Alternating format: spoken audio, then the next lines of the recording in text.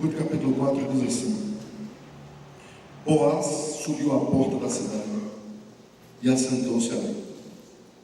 Eis que o resgatador de que Boaz havia falado ia passando. Então lhe disse: ó fulano, chega-te para aqui e assenta-te. Ele se virou e se assentou. Então Boaz tomou 10 homens dos anciãos da cidade e disse: assentai-vos aqui. E assentaram-se. Disse ao resgatador: aquela parte da terra que foi de Elimeleque, nosso irmão, Noemi, que tornou da terra dos Moabitas, a tem para venda. Resolvi, pois, informar-te disso, e dizer-te: compra na presença destes que estão sentados aqui, e na de meu povo. Se queres resgatá-la, resgata. Se não, declara-me, para que eu saiba, pois outro não há senão tu que a resgate, e eu depois de ti. Respondeu ele: eu a resgatarei. Disse, porém, Boaz: no dia em que tomares a terra da mão de Noemi, também tomarás da mão de Ruth, a Moabita, já viúva, para suscitar o nome do esposo falecido sobre a herança dele. Então disse o resgatador: para mim não a poderei resgatar, para que não prejudique a minha. Redime tu o que me cumpria resgatar, porque eu não poderei fazer. Este era outrora o costume em Israel, quanto a resgates e permutas. O que queria confirmar qualquer negócio, tirava o calçado e dava o seu passeio. Assim se confirmava negócio em Israel. Disse, pois, o resgatador a Boaz: compra tu, e tirou o calçado. Então Boaz disse aos anciãos e a todo o povo: sois hoje testemunhas de que comprei da mão de Noemi tudo o que pertencia a Elimeleque, a Quilion e a Malom. E também tomo por mulher a Ruth, a Moabita, que foi esposa de Malom, para suscitar o nome deste sobre a sua herança, para que este nome não seja exterminado dentre os seus irmãos, à porta da cidade. Disso sois hoje testemunhas. Todo o povo que estava na porta e os anciãos disseram: somos testemunhas. O Senhor faça a esta mulher que entra na tua casa, como a Raquel e como a Lia, que ambas edificaram a casa de Israel. E tu, Boaz, ate valorosamente em Efrata. Faze-te nome afamado em Belém. Seja a tua casa como casa de Pérez, que Tamar teve de Judá, pela prole que o Senhor te der dessa jovem. Assim tomou Boaz a Ruth, e ela passou a ser sua mulher. Coabitou com ela, e o Senhor lhe concedeu que concebesse, e teve um filho. Então as mulheres disseram a Noemi: seja o Senhor bendito, que não te deixou hoje te dar um neto, que será o teu resgatador. E seja afamado em Israel o nome deste. Ele será restaurador da tua vida e consolador da tua velhice. Pois tua nora, que te ama, o deu à luz, e ela te é melhor do que 7 filhos. Noemi tomou o menino e o pôs no regaço, e entrou a cuidar dele. As vizinhas que deram nome, dizendo: a Noemi nasceu um filho, e lhe chamaram Obed. Esse é o pai de Jessé, pai de Davi. São essas as gerações de Pérez. Pérez gerou a Hezron, Hezron gerou a Rão, Rão gerou a Aminadab, Aminadab gerou a Naasson, Naasson gerou a Salmão, Salmão gerou a Boaz, Boaz gerou a Obed, Obed gerou a Jessé, Jessé gerou a Davi. Senhor Deus, nós te louvamos. Louvamos o teu nome porque a tua maravilhosa providência faz com que todas as coisas aconteçam para o bem daqueles que te amam, daqueles que são chamados pelo teu propósito. Te agradecemos por essa história. Te agradecemos pelas lições que ela nos traz. Te rogamos por esses jovens aqui, inteligentes, por esses servos e servas do Senhor, nas suas profissões, nos seus estudos, dos seus planejamentos futuros, quantos sonhos, quantas ideias bonitas, quanto perigo. E pedimos, Senhor Deus, que o Senhor continue falando ao coração desses meninos. E pedimos que o Senhor nos faça esquecer de tudo que pode nos atrapalhar nesses próximos minutos, mas que nós possamos focar na Tua Palavra e que possamos extrair dela não apenas os ensinamentos para a nossa vida, mas os ensinamentos que ecoam na eternidade. Por isso, Senhor Deus, te pedimos, continua falando conosco, pois nós oramos no nome de Jesus. Amém. Irmãos, eu queria apenas lembrar vocês algumas coisas aqui que já foram ditas e ensinadas, para que quando vocês voltarem para casa, vocês leiam novamente o livro de Ruth e possam então se lembrar dos ensinamentos que foram trazidos aqui para vocês. Primeira coisa é que houve uma fome na cidade de Belém, e essa fome foi por causa do pecado do povo, porque Deus havia prometido que se o povo obedecesse, sempre teria prosperidade em Belém. Mas, como os dias que a família de Elimeleque viviam eram os dias dos juízes, onde cada um fazia o que bem entendia, ao invés de simplesmente confiar no Senhor, Elimeleque pegou sua família, saiu da cidade ou do local onde a promessa de Deus havia sido estabelecida, e não apenas foi para um outro lugar, mas por conta do pecado, levou a sua família para Moabe, uma terra amaldiçoada pelo Senhor. Evidentemente, o pecado tem as suas consequências. O que a gente aprendeu com isso é que o pecado ele não começa necessariamente totalmente arraigado no nosso coração. São pequenos passos que são dados, são pequenas coisinhas que a gente faz. A gente vai permitindo que a coisa aconteça e depois que a gente percebe que já estamos imersos no pecado. Portanto, a gente precisa arrancar o mal pela raiz. A gente não pode simplesmente tratar da superficialidade do nosso problema. A gente precisa arrancar do nosso coração o mal, literalmente pedindo a Deus que tire o nosso coração de pedra e coloque no lugar um coração de carne. O pecado trouxe as suas consequências. O salário do pecado é a morte. E Noemi, que tinha saído virtuosa, que tinha saído ditosa com seu filho, com seus 2 filhos, seu marido, agora não é apenas viúva, como ela é viúva e mãe de 2 filhos mortos. Ela está totalmente desamparada, com apenas 2 noras, que faz com que ela retorne para Belém. Nesse retorno da Belém, por motivos errados, ela não voltou porque ela queria simplesmente voltar para a terra do seu Deus, mas ela voltou porque ouviu falar que Deus havia abençoado novamente Belém com pão. Então, ela conhecia as leis de Israel e voltou com suas 2 noras. Ao lembrar-se de que seria totalmente envergonhada e teria a sua família envergonhada quando chegasse com 2 moabitas na cidade de Belém, ela resolve mandar as suas noras de volta. Orfa resolve então voltar para os seus pais, para a sua terra e para os seus deuses. E Noemi ainda disse que você seja feliz e que o Senhor te abençoe.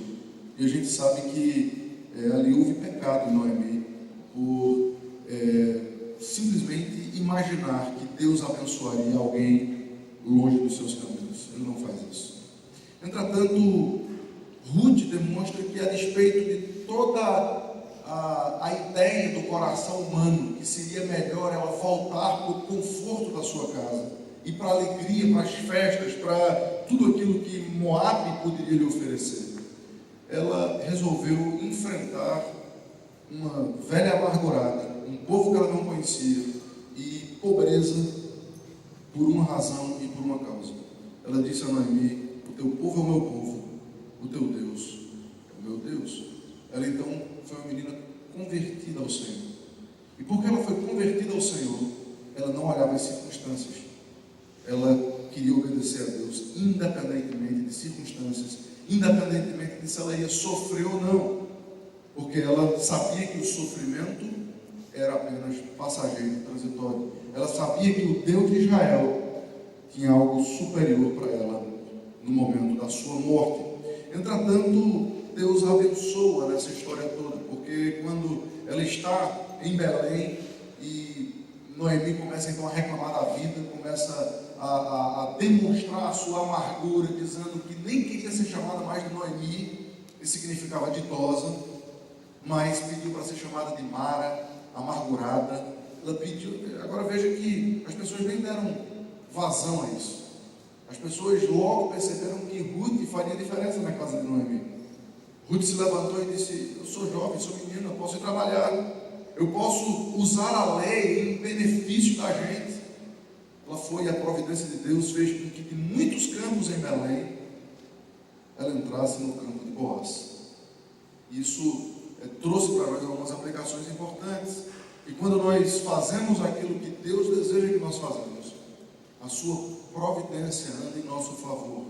A sua providência faz com que, de fato, as coisas aconteçam para o bem daqueles que amam a Deus e que são chamados pelo seu propósito.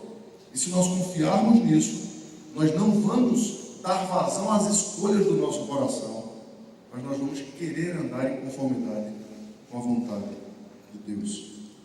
E Deus então começa a mudar a vida de Ruth a partir de um encontro quase que diário por 2 meses com esse homem chamado Boaz, que não era um homem qualquer, era um homem bom, um homem bem afamado, um homem que as pessoas confiavam, que tinha uma palavra aprovada e que todas as pessoas, como Noemi, sabiam que podiam entregar as coisas mais preciosas da sua vida por conta do caráter desse homem.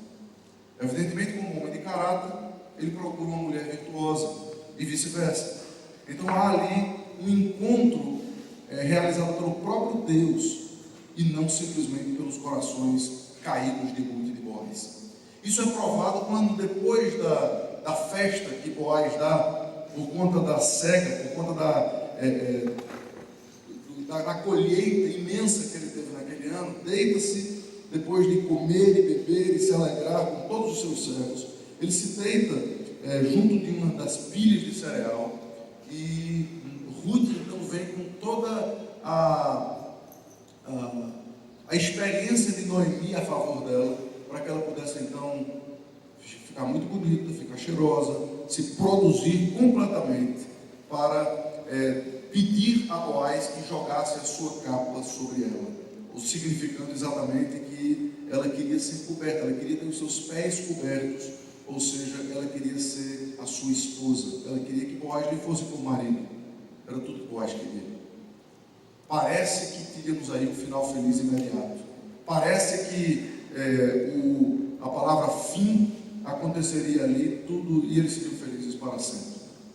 Entretanto, Boaz, ele demonstra o seu caráter de uma maneira ainda mais efusiva, de perceber toda aquela situação favorável àquilo que o coração dele desejava.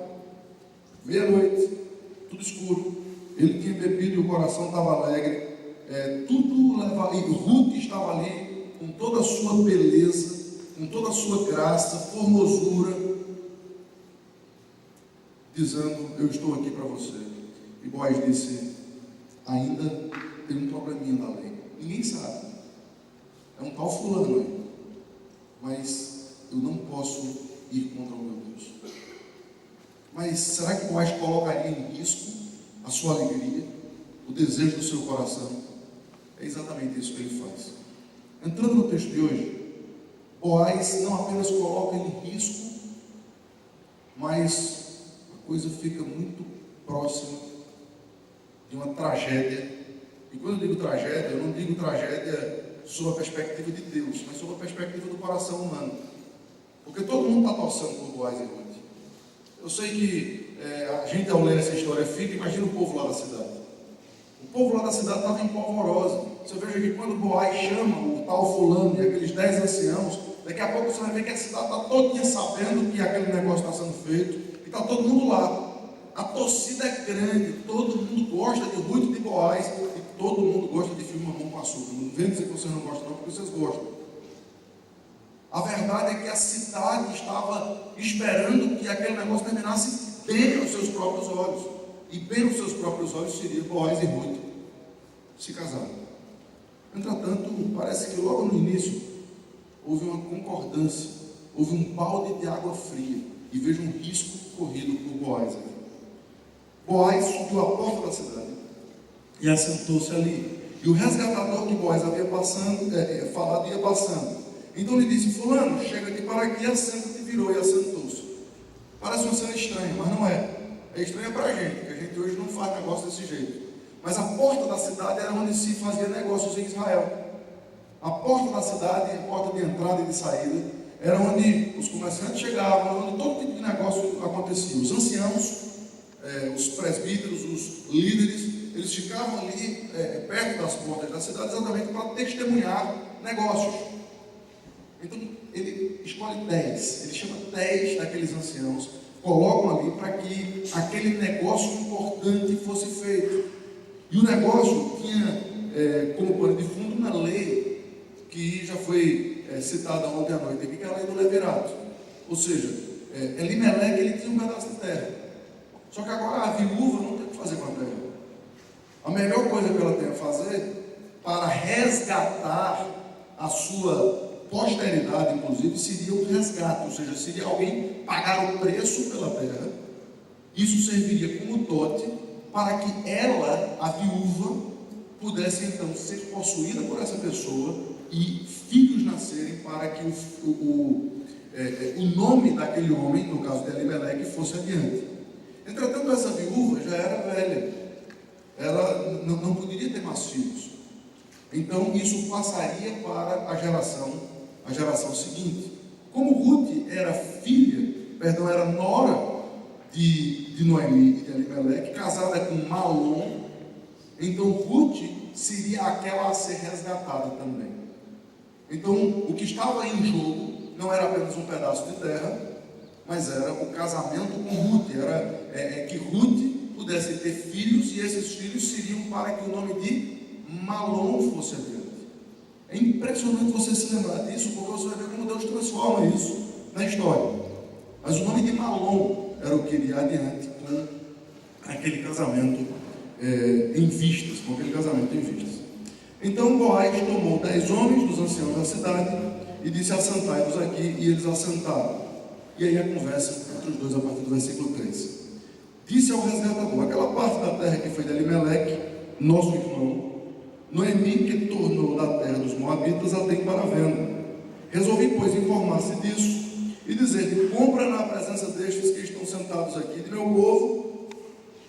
Se queres resgatá-la, resgata, se não, me declara, para que eu saiba, pois outro não há, senão a tu que resgate, e eu depois de ti. O que Boaz está dizendo aqui é sendo incisivo, dizendo: se você não resgatar, eu resgato.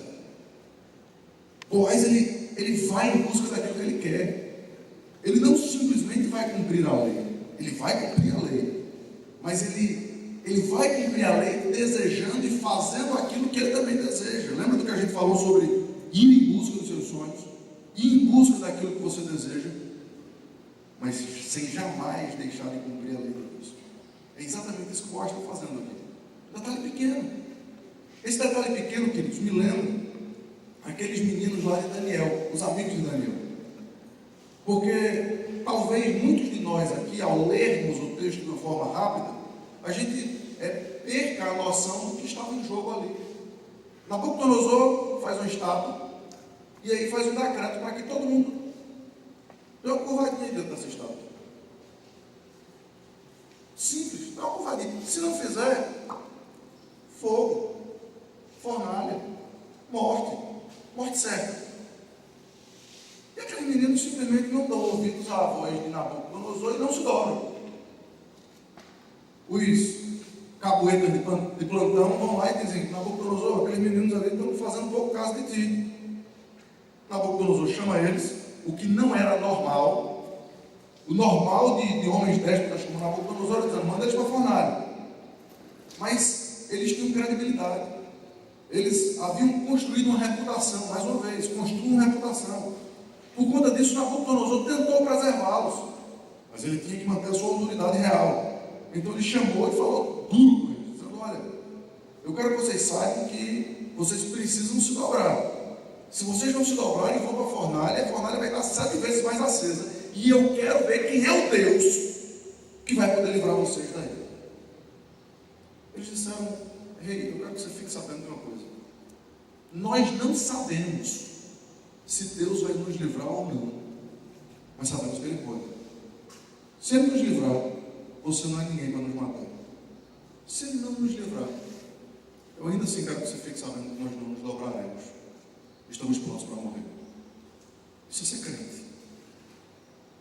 Isso é ser crente. Isso é colocar-se totalmente à disposição de fazer a vontade de Deus, ainda que isso custe. Não é só alegriazinha momentânea, não. Não é o petzinho que você quer, não é o pecadinho que você deseja, não. É a própria vida.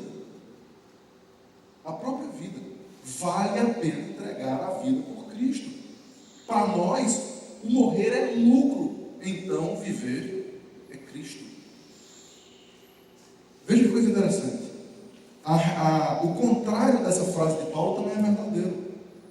Se para você o viver não é Cristo, certamente o morrer não será lucro. Espero que vocês tenham isso em mente. Espero que vocês tenham isso em mente. Pois bem, estamos aqui com esse homem indo atrás dos seus sonhos e dos seus objetivos, sem contudo, ousar quebrar um princípio pequeno que seja, uma dobradinha que seja, contra a lei de Deus. Então ele coloca isso diante dos anciãos, diante da cidade. E qual é a palavra no final do versículo 4 do resgatador? Parece uma novela mesmo, não parece? O resgatador disse: tudo bem, eu resgato. Eu imagino um balde de água fria na cabeça de Boaz. Imagina a cidade, todo mundo baixando a cabeça dizendo: todo mundo queria, a gente já viu nos capítulos passados, o povo estava em polvorosa, aquilo era o que o povo queria. Eram 2 servos de Deus, um homem e uma mulher de bem, pessoas que tinham reputação construída. Mas o que é fantástico acerca de homens de Deus é que eles não desistem em frente ao primeiro problema. Eles não desistem simplesmente porque acham que qualquer coisa é Deus fechando as portas. Tem gente que acha isso, né?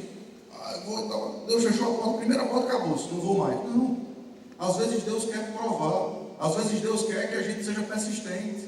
Às vezes Deus quer que nós, dentro da perspectiva de obedecermos a Ele, vamos adiante nos nossos sonhos e naquilo que a gente deseja. Nem sempre os nossos sonhos vão ser o que Ele deseja. Mas às vezes é.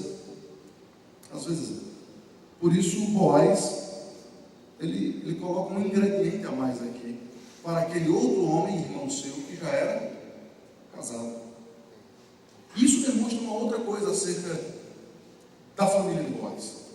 Boaz não era um homem de bem por acaso. Ele era um homem que parece que fazia parte de uma família ajustada. Porque muitas pessoas tinham 2 mulheres naquele tempo. Muitas pessoas tinham até mais de 2 mulheres naquele tempo. Mas quando o ingrediente a mais é colocado para aquele resgatador, ao invés disso ser um incentivo a mais, porque para ele só teria lucro. A terra era uma coisa boa para ele. A terra iria enriquecê-lo ainda mais. Mas, além da terra, ele iria receber uma moça bonita. Além da terra, ele ia receber um outro bem que muitos homens queriam ter, uma segunda mulher. Isso era inclusive normal entre muitos irmãos daquele povo. Mas aí você vê que o caráter é alguma coisa que passa de geração em geração. Veja que Boaz, ele fazia parte de uma família cujo irmão tem esse tipo de atitude. Veja aqui versículo 5. Disse, porém, Boaz: no dia em que tomares a terra da mão de Noemi, também tomarás da mão de Ruth, a moabita, já viúva, para suscitar o nome do esposo falecido sobre a herança dele. Eu imagino que nesse ponto aqui, a desilusão, a decepção quem sabe até a voz já estivesse embargada de Boaz aqui para dizer isso. Ó. Quando você fizer isso, o resgate inclui também a Ruth. Eu fico imaginando Boaz pensando na noite anterior. Imagine se confirmasse que aquele resgatador levaria Ruth também. Como é que o peso do pecado de Boaz iria deixá-lo durante o restante dos seus dias? Uma noite apenas um momento. Os dois queriam, estava tudo levando a crer que aquilo seria o melhor a fazer. Mas o peso do pecado o acompanharia até o final de suas vidas. Entretanto, caso eles terminassem juntos, caso o resgatador desistisse desse negócio e Boaz então se casasse com Ruth, se isso fosse o que fosse acontecer, mais uma vez, eles adiantaram-se naquilo que poderiam fazer. Eles fizeram algo ilícito antes do tempo, tão somente porque achavam que era isso que ia acontecer. E as consequências desse pecado também iria até o final de suas vidas. Eu espero que todos vocês aqui entendam as aplicações e as implicações disso para os nossos relacionamentos. Deus, Ele estabeleceu o sexo como uma bênção, como uma maravilha, como algo fantástico, como um presente, como uma dádiva, como algo bom. Mas Ele estabeleceu um momento, um lugar para isso. Ele estabeleceu um jeito e uma forma e um tempo em que isso acontecesse. E na nossa sociedade, no nosso tempo, de acordo com as leis que temos extraídas da própria palavra de Deus, nós só podemos usufruir desse bem, dessa bênção no casamento, e não antes dele, e não fora dele. Portanto, Boaz e Ruth continuam a nos dar grandes ensinamentos aqui. Mas agora, o resgatador também vai nos ensinar algo fantástico. Veja o versículo 6. Então disse o resgatador: para mim não a poderei resgatar, para que não prejudique a minha. Redime tu, porque me cumpria resgatar, porque eu não poderei fazer. Irmãos, que bênção nós podemos ter gente de caráter, ainda que em dias em que cada um fazia o que era da sua lavra, ou seja, cada um fazia o que estava no seu coração. Isso traz muita esperança para vocês. Isso traz muita esperança para nós e na nossa geração. Nós vivemos dias corruptos em todas as áreas. Para vocês terem uma ideia, eu sei que vocês são crentes e vocês não fazem isso, mas para vocês terem uma ideia, tem gente que usa o programa pirata no seu computador. Tem gente que compra CD pirata para ouvir. Tem gente que faz coisas que não deviam fazer. Tem gente que rouba,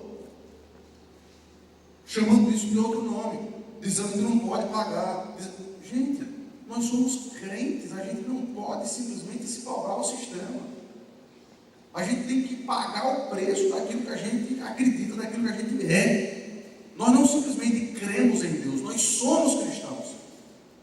Nós fazemos parte de um povo que não estabelece nenhum tipo de falcatrua, não faz nenhum gato na sua casa, não pede para o instalador da Sky colocar uma televisão a mais sem que isso seja pago por isso. São coisas pequenas que muitas vezes nós simplesmente olvidamos porque todo mundo faz, e nós achamos que podemos fazer parte dessa mesma massa. Boaz e este homem aqui, esse resgatador aqui, demonstram que no meio de uma geração corrupta pode haver caráter, pode haver gente que pague o preço, que sofra o dano, mas que jamais vai colocar em risco a reputação daquilo que Cristo é na nossa vida. Talvez alguns aqui precisem resolver alguns desses problemas quando chegarem em casa. Eu espero que façam. Eu espero que paguem o preço.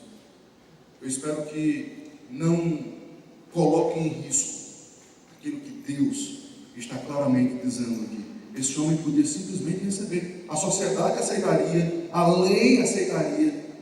Ele teria apenas uma mulher, mas uma moça bonita. Ele estaria mais rico, ele teria um campo. Mas ele diz: eu não vou colocar em risco a minha família.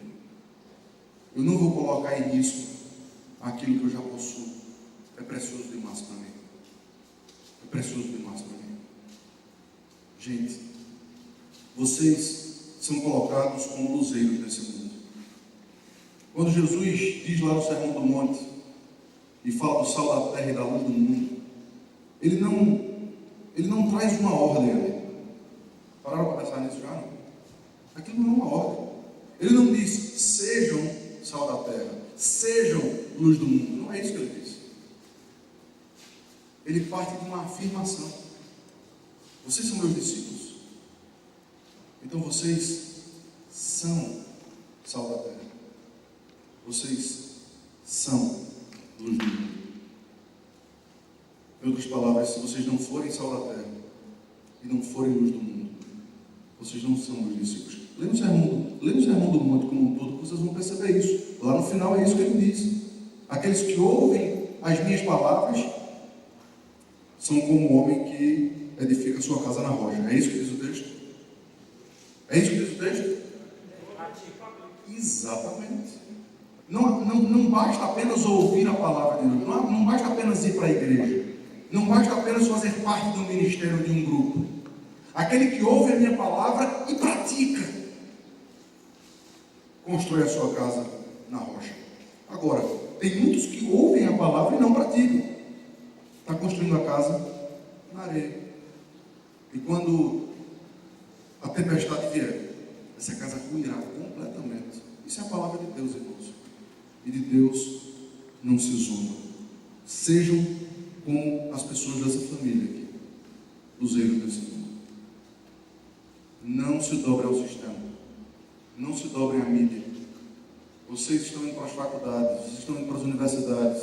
Vocês vão aprender conceitos terríveis, se já não têm aprendido. A palavra de Deus vai ser chicoteada, vai ser amassada, vai ser ridicularizada.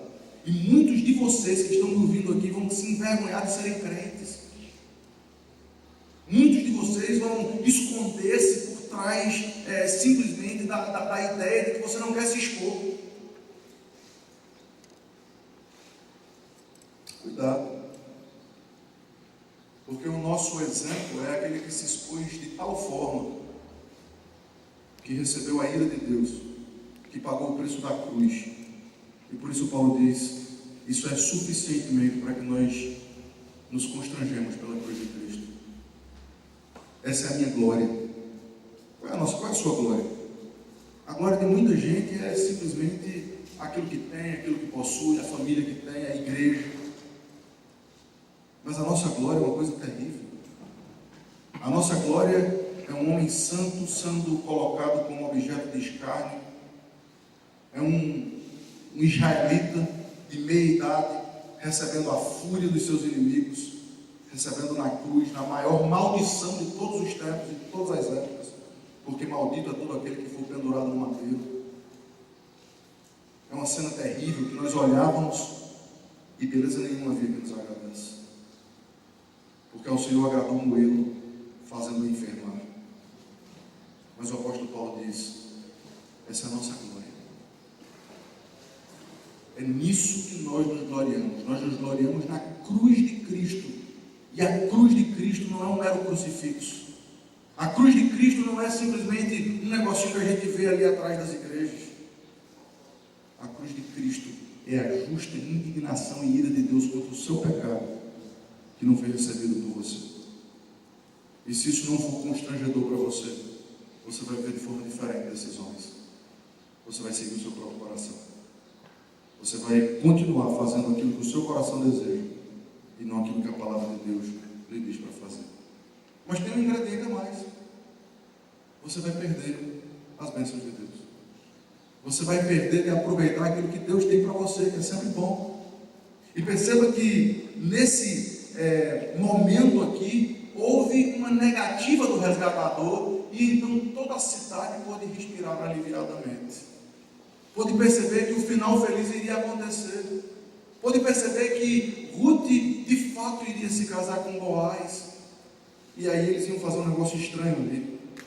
O resgatador ia tirar o sapato e entregar para Boaz na frente de todos. E aquilo seria por testemunho. Não temos tempo, depois você lê em Deuteronômio 25, que fala sobre como esse negócio era feito. Essa troca de sapatos, exatamente para confirmar negócios. Versículo 7 diz: este era outrora o costume em Israel, quanto a resgates e permutas. O que queria confirmar qualquer negócio, tirava o calçado e dava ao seu parceiro, e assim se confirmava o negócio de Israel. Disse, pois, o resgatador a Boaz: compra tu. E tirou o calçado. Aí é festa. Aí é final feliz, certo? Tudo, se tivesse fogos naquele dia de noite, teria um show pirotécnico.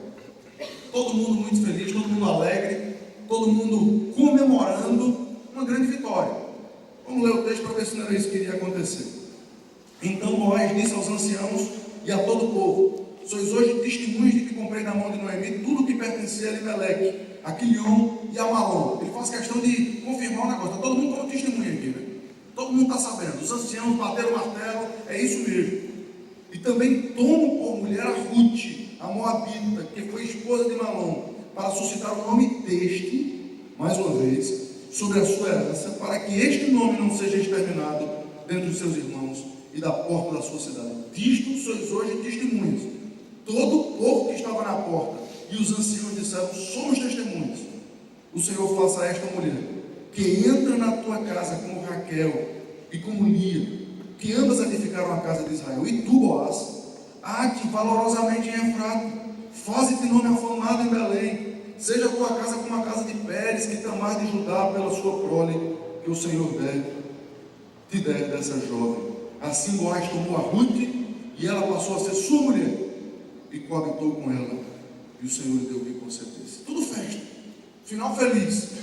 Pode fechar as cortinas, pode acabar o filme, pode acabar a novela. E talvez, queridos, muitos aqui se satisfizessem com um final feliz dessa forma.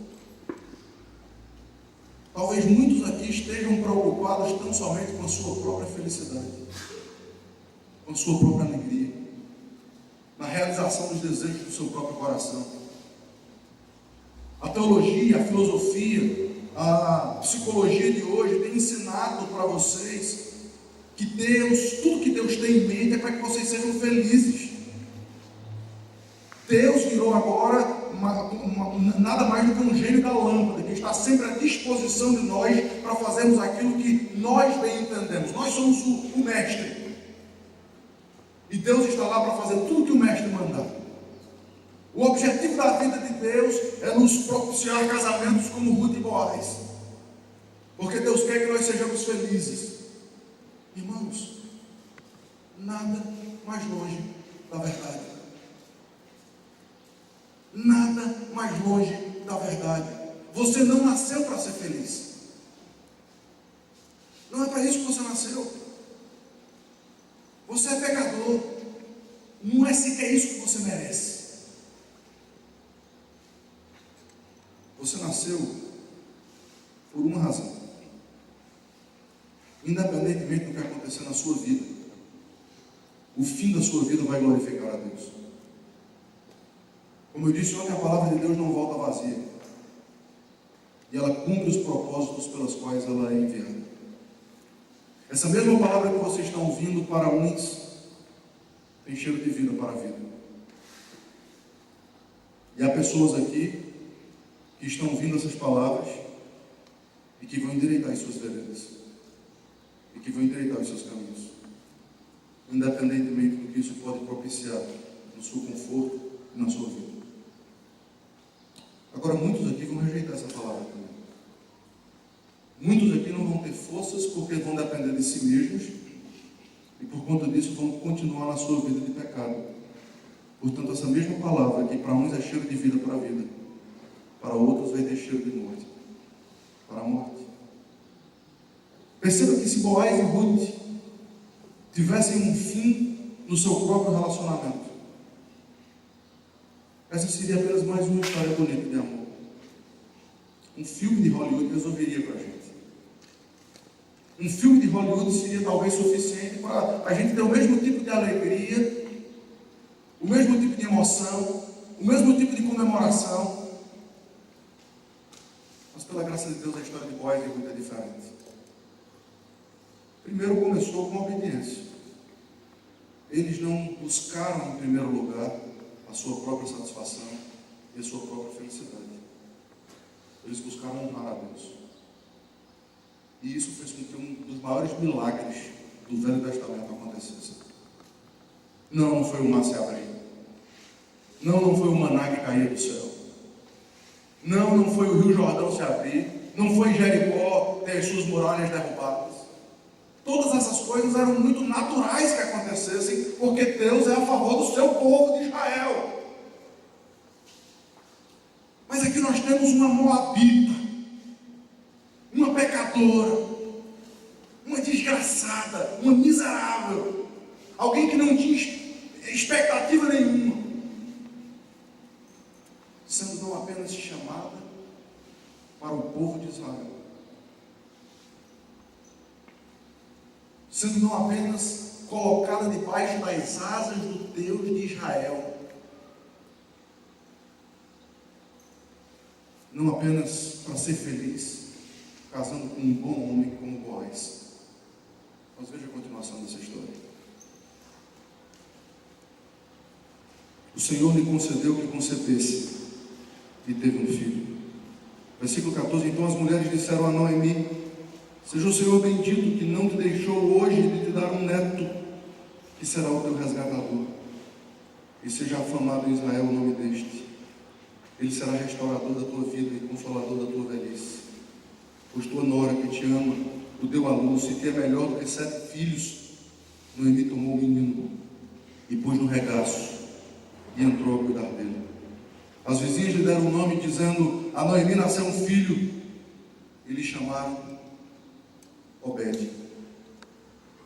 Este é o pai de Jessé. Este é o pai de Davi.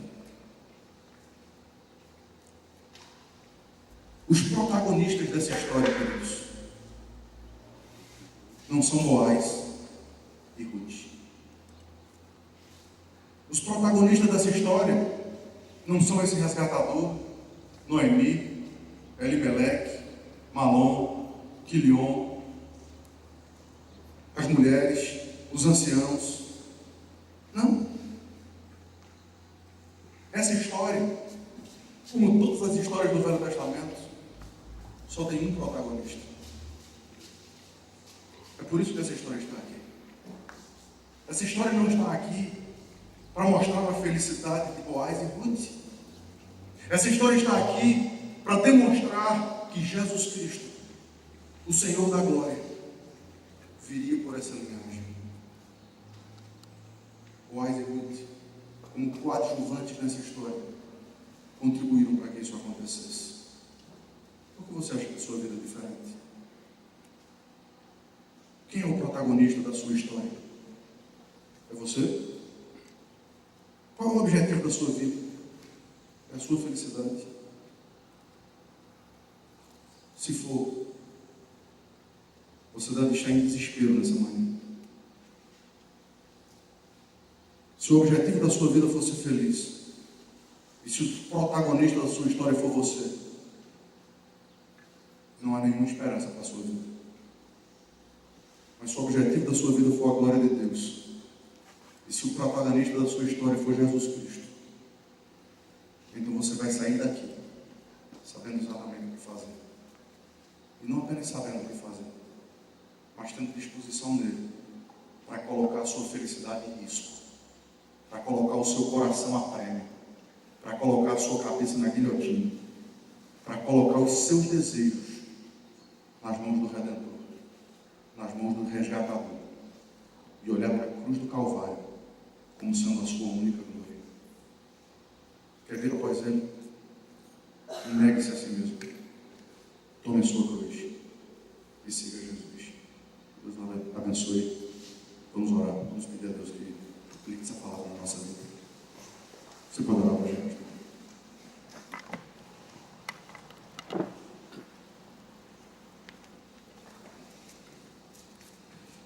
Deus, obrigado, Pai, porque o Senhor é o nosso resgatador.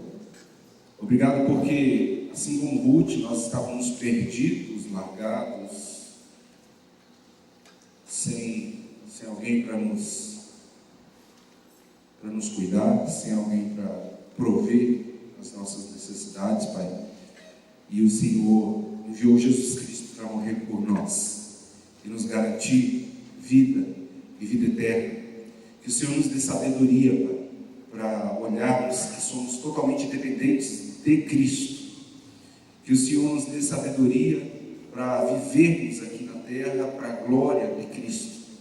E que o Senhor transforme, Deus, a vida das pessoas que estão ao nosso redor por um testemunho de que somos verdadeiramente de Cristo. Não nos deixe viver para nós mesmos, Pai, para a nossa própria glória, para a nossa própria satisfação, mas que todos os benefícios que a gente tiver na vida, filhos, esposa, carro, casa, emprego, roupa, tudo, seja apenas reflexo da provisão do Senhor para a nossa vida aqui na terra, da sabedoria que o Senhor tem nos dado para vivermos de maneira diferente aqui na terra, e que especialmente todas essas coisas sejam para a glória do Senhor. Que o Senhor nos dê um coração disposto a usarmos tudo que o Senhor tem nos dado para a glória do Teu nome, Pai. Nós oramos e agradecemos em nome de Jesus. Amém.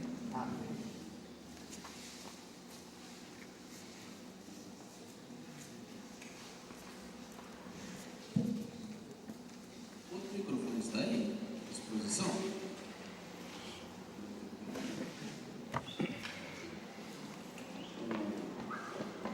Outro microfone está à disposição aí? Pronto? Obrigado. A gente vai passar para os momentos de perguntas, tá? Deixa eu só fazer um pequeno